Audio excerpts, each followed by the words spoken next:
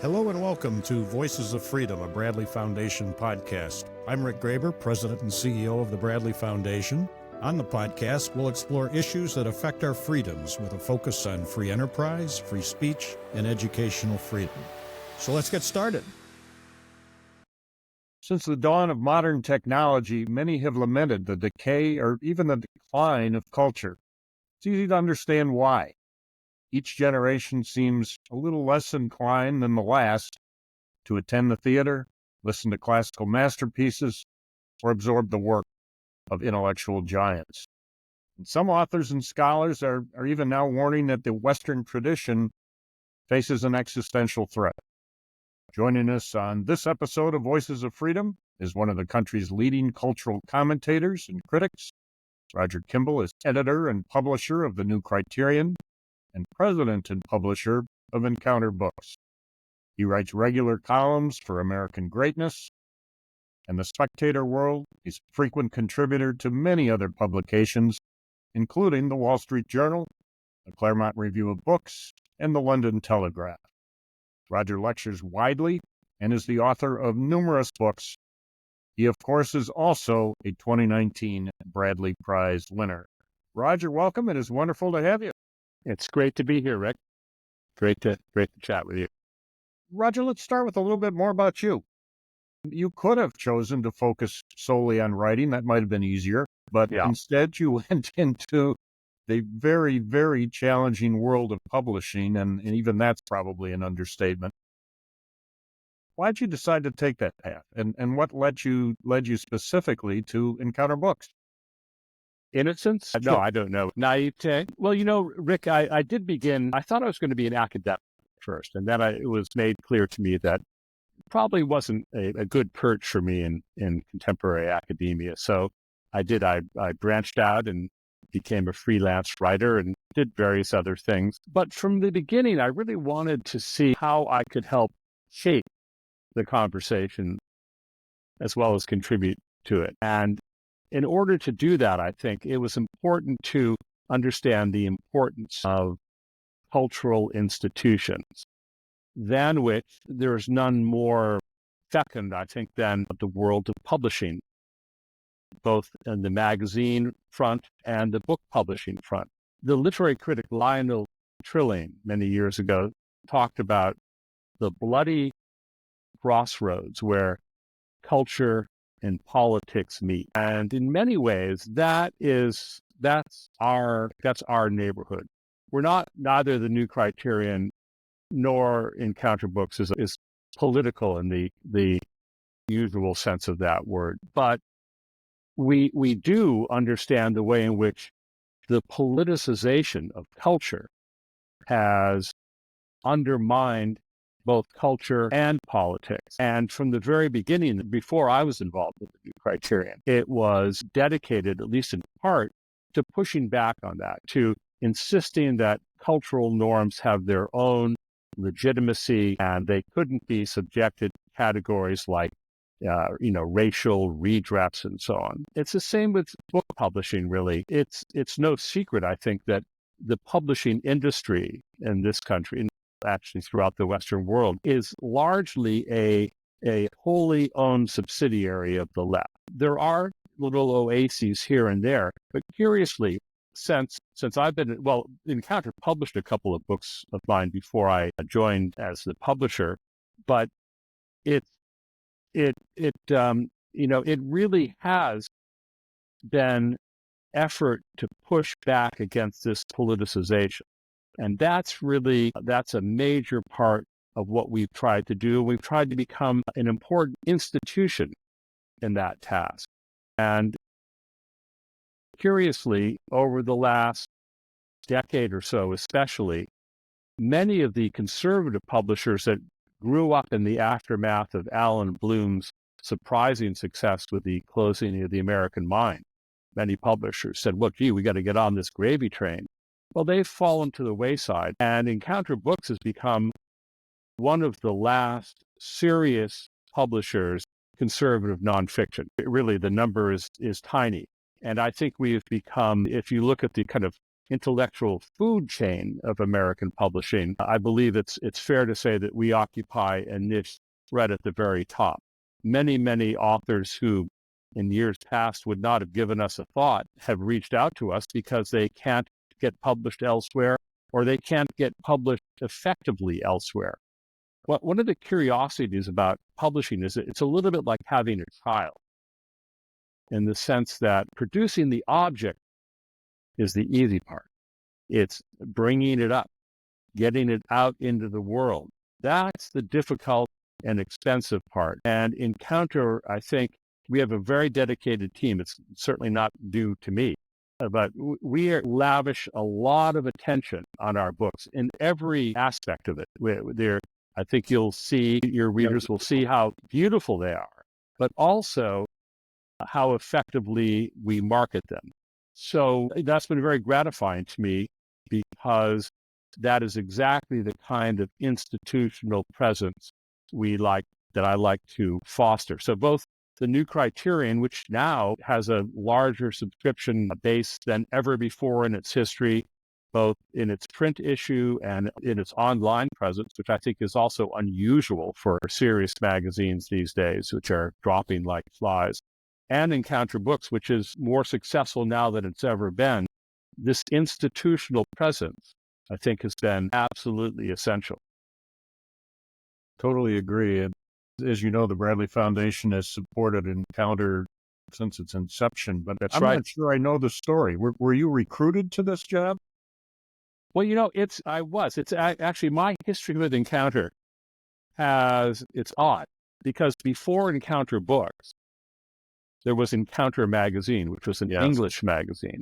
It was started after World War II. It was one of a suite of magazines that were liberal but anti-communist. And Encounter was always the flagship, but there was Quadrant in Australia, which is one of the few that still remains, Preuve in France, Monat in Germany. Those have all gone by the wayside.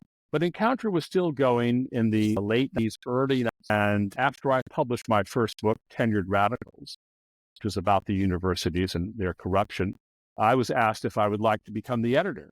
And I said, sure, I'd like to do that. And I went over, I met with the then editor, Mel Lasky, and his publisher, a guy called Tony Robinson, like the actor. And we had everything sort of worked out. The Encounter was not doing well financially, and the Bradley Foundation actually was going to help them out and pay their debts and put them on a firm footing if they could get some English money as well. Well, they couldn't. So it closed. Bradley took over the name and whatever assets they had. And a few years later, they opened Encounter Books in San Francisco under the leadership of Peter Collier, my late friend. And Peter, I think, did a great job. He had the foresight to engage me to write a book called The Long March, how the 1960s changed America, or words to that effect, and a few other books as well.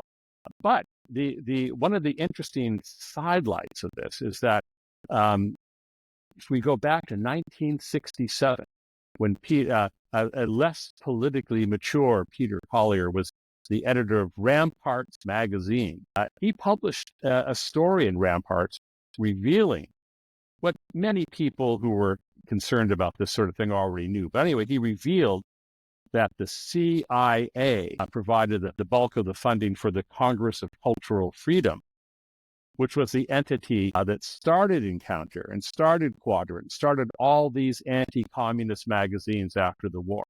People were very unhappy. Susan Sontag and all these other left-wing writers said, we'll never write for Encounter again. This is terrible. But they managed to soldier on. Well, an older, wiser, more politically mature Peter Collier presented himself after Encounter magazine died, and he was appointed the founding publisher. And then when he decided to retire, he asked if I would like to take it over. So I did, and I moved it to New York. And that's a little bit of history that not everybody knows, but now everybody will know. Great. That's great. Roger, one of the very first observations upon reading your work or speaking with you or listening to you is that you have an affinity for words. And so just for fun and to give our listeners an example, here's a line from your Bradley Prize speech. The union of fragility and intolerance has given us that curious and malevolent hybrid, the crybully, a delicate yet venomous species that thrives only in pampered environments. Talk to us about the power of language and why word choice matters so much. Yeah, well, that's well put, what you just said. Very well. I think I'm the person who coined the term cry-bully. Actually, I did so in an article for the Wall Street Journal, commenting on an event at Yale University when there was a big controversy over whether certain Halloween costumes were going to be allowed. Wasn't it cultural appropriation that people were wearing sombreros who were not Mexican and so on? And it was preposterous. But there was a Greg Luciano, the president of FIRE, happened to be there. And we had the Buckley Institute, of which I'm the chairman, we had a conference on academic freedom right when this was happening. And Greg was part of this, and he came and he had just videotaped this young student who was screaming at the person who was the head of her college, Silliman College. They used to call them masters, but now they've retired that word because in their ignorance, they think that it has something to do with slavery, which it doesn't. But it was really quite extraordinary. And so I wrote a long piece for the Wall Street Journal about this. And I realized that what these pampered, overprivileged, self-entitled students who are, maybe the luckiest people, not only now, but in history. Here they are, we're at one of the greatest liberal arts institutions in the world.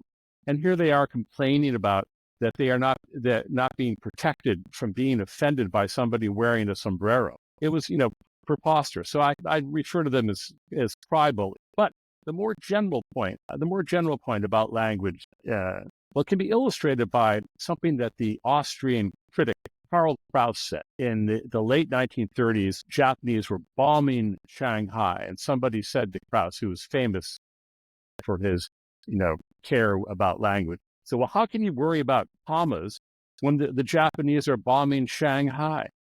And Kraus said, well, if all the commas were in their place, Shanghai would not now be burning.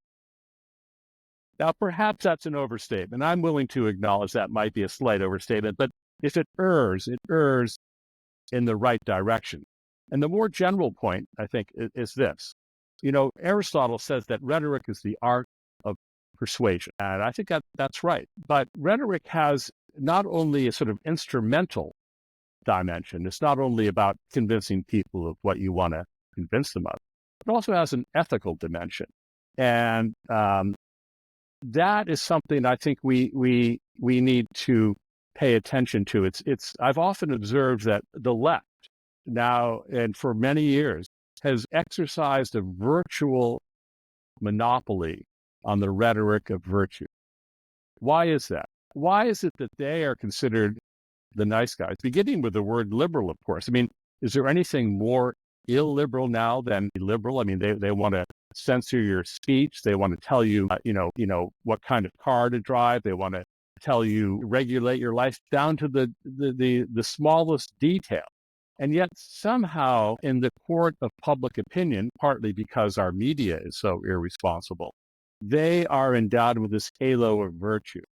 And it seems to me that one of the biggest tasks for, let's not even call it conservatism, let's call it common sense, let's call it a concern for recuperating our civilization. One of the biggest tasks is to chip away at that monopoly and use the power of rhetoric, the power of words to show how mistaken that is. Now, this has a long history. It goes back, to the French Revolution and before. Jean-Jacques Rousseau was always going on about virtue and how virtuous he was and so on. And that word, that rhetoric was something taken over by the architects of the terror, by Robespierre, for example, who was always going on and on about virtue and its emanation terror. Virtue and its emanation terror. For him, the index of the virtue of the French society was the rapidity with which the guillotine was separating the heads of the people he didn't like from their bodies. There's this profound strain of utopianism behind this thinking that I think it's incumbent upon people who really care about the real world to stand against, to stand athwart, as Bill Buckley might have put it, and say stop. Obviously, we're in a digital age now where, I mean, it really does seem that the motivation is to just produce as many words as you can, as quickly as you can. Yeah. Yeah. That must have hurt the precise use of language. Would you agree? Yes, I think that, with a phenomena like Twitter, for example, although that's somewhat in a sort of state of limbo now with Elon Musk taking it over and expanding its capabilities. But I think Twitter, or the sort of glossolalia that comes out of the mouths of some of our politicians, and not only those who are senile, is quite extraordinary. So it's a kind of use of what George Orwell called newspeak in 1984. The use of language not to describe reality, not to express genuine emotion, but to put forward a political program. And in order really to do that, it requires incredible censorship. The language in 1984, the whole idea of newspeak is to deracinate it completely from history. They have squads of people there crossing out words that are no longer considered to be good. They have squads of people rewriting the past. The kind of grim joke that in a communist society, the future's known perfectly. It's only the past that's up for grabs. Well, that's what George Orwell saw.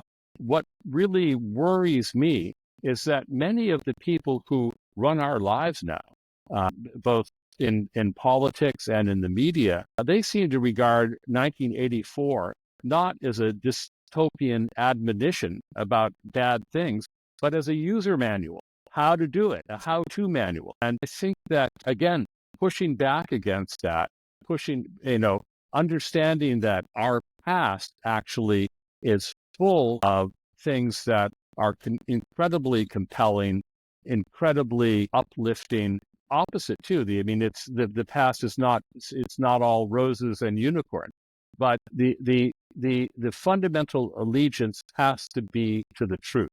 And when you look around right now, today, and we discover that Google has altered its search algorithm, so if you type in attempted assassination of TR, you get Truman, you don't get Trump.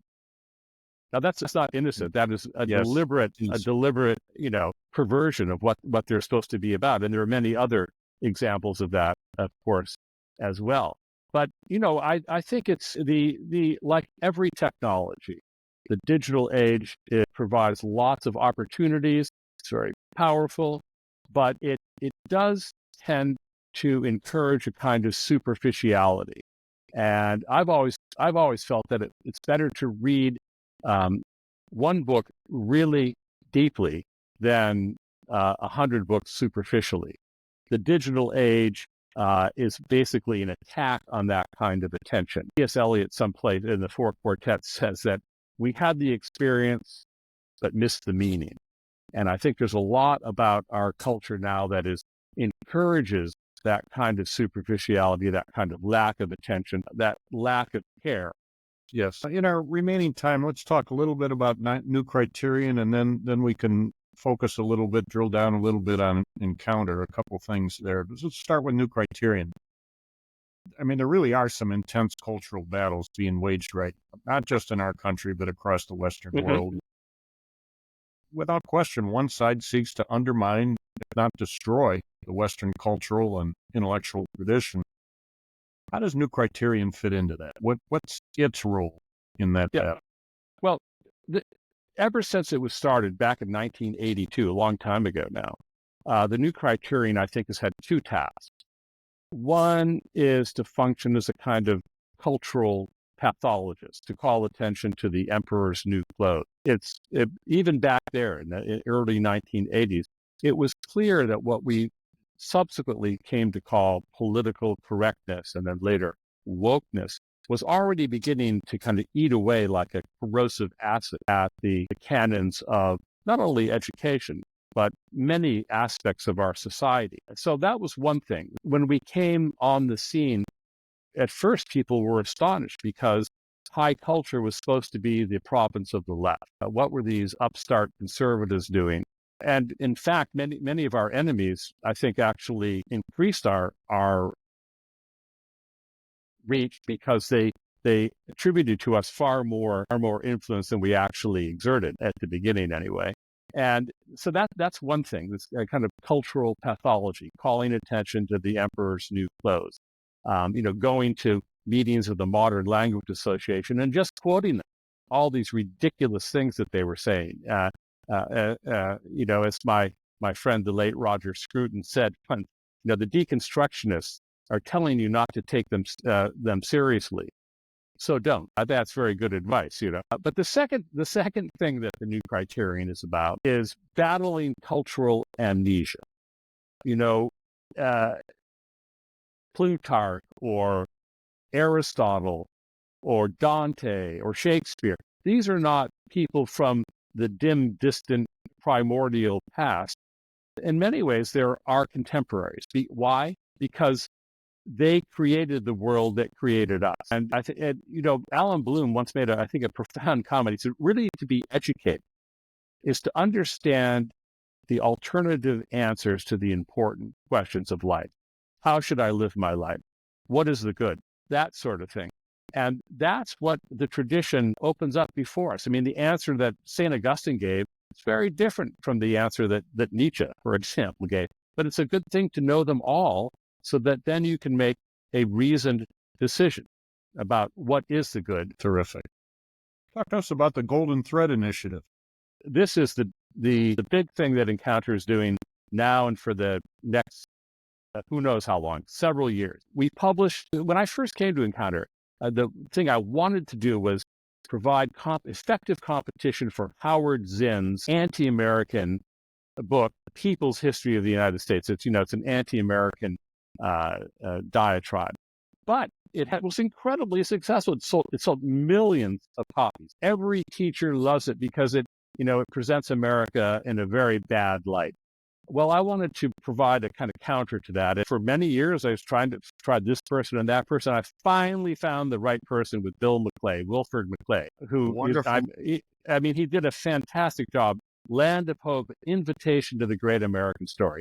I mean, it doesn't present America as, without blemishes. And like any other country in the history of the world, it's done things that are wrong and so on. But it is basically a success story. And that is what Bill tells. And it's had great success.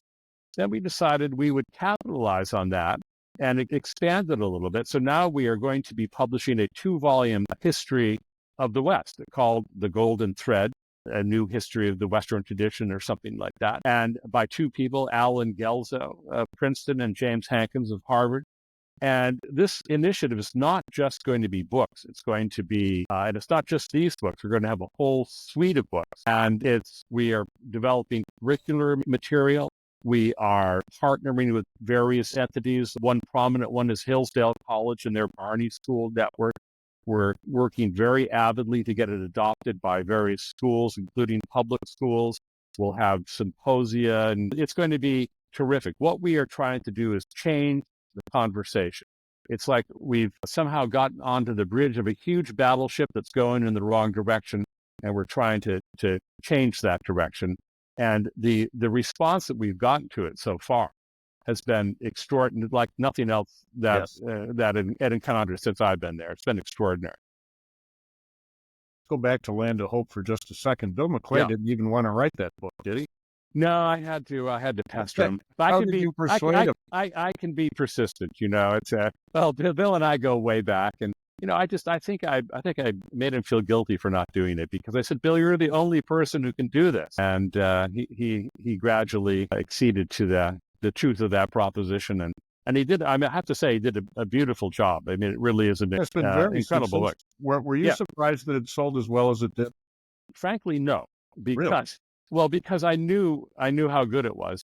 Not only is it good in the story it tells, Bill's a very good writer, very compelling narrative historian, but it's a beautiful book. The Nation or some other left-wing publication gave it a negative review, but it's been almost universally acclaimed. Because the thing is, there's actually a great hunger for this. There really is a great hunger for it. And we live in a time of decadence now. I don't mean only that it's, sensual or whatever, but it's all these institutions have been hollowed out from within. So we still have elections, we still have Congress, we still have all these institutions, but their vital principle has been taken away.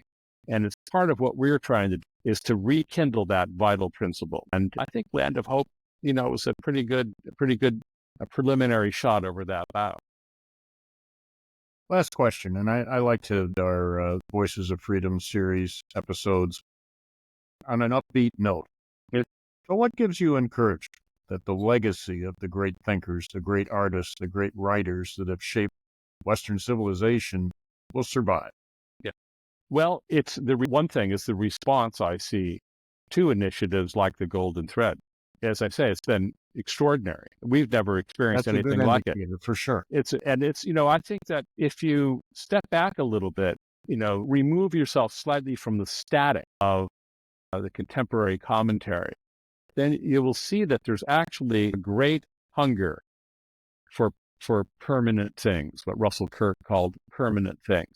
And this is not ideological. Russell Kirk once said that he was conservative because he was liberal. It sounds paradoxical, but it's not. What he meant was, he was for things like colorblind justice. He was for things like advancement according to merit, traditional liberal principles. They're principles that I certainly believe in. And they're some of the principles that this country was founded on, individual liberty. But we're living in a world now where all of these things are under attack. And yet the great majority of people, they may not be able to articulate it quite, but they have a sense that something fundamental is at stake. And that sense, that hunger is I think, something that is profound and something that can be catered to. And it's like a little ember that can be, encouraged to burst forth. And that gives me great hope. And that's why I think that at the end of the day, I'm a partisan of Johnny Mercer. I want to accentuate the positive. Absolutely. I mean, it feels like dark days, but there are some little kernels of hope out there. Yes, and one should be attentive to both. But don't discount the darkness. Don't discount the things that are attacking the things that we hold dear. But also, do not despair. Despair is a profound sin, I think. Roger Kimball, thanks so much for spending some time with us today. We truly do appreciate it. Rick, that's great. I really enjoyed our conversation. And thanks for making a difference in these difficult times. You truly are. Yeah. And well, we do what we can. We're all appreciative. Yeah. And of course, you are too. Thank you. And as always, thanks to all of you for joining us on this episode of Voices of Freedom. Join us on Apple Podcasts, Spotify, or wherever you get your podcasts for our next conversation on issues impacting our freedom and America's foundational principles. And make sure to subscribe so you don't miss an episode. I'm Rick Graber, and this is a Bradley Foundation podcast.